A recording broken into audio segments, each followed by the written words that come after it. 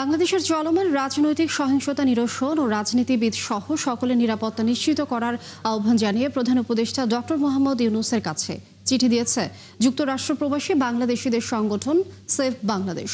গত 23 ডিসেম্বর পাঠানো ওই চিঠিতে দেশের সাম্প্রতিক রাজনৈতিক সহিংসতা নিয়ে গভীর উদ্বেগ প্রকাশ করা হয়। চিঠিতে বলা হয়, রাজনৈতিক সহিংসতা, ভয় ভীতি প্রদর্শন ও বিচার বহির্ভূত কর্মকাণ্ড গণতান্ত্রিক অগ্রযাত্রার পরিপন্থী।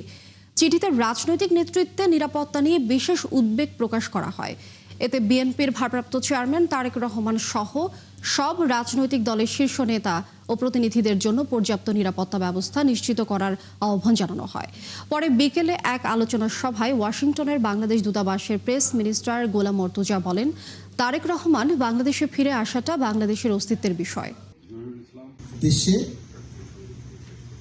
হত্যাকাণ্ড ঘটানো, রক্তাক্ত পরিবেশ তৈরি করে এমন একটা অবস্থা তৈরি করা, যে অবস্থার মধ্য দিয়ে একটা অরাজকতা হবে, একটা অশান্তি হবে, দেশের অবস্থা স্বাভাবিক থাকবে না, এবং সেই স্বাভাবিক অবস্থার মধ্য দিয়ে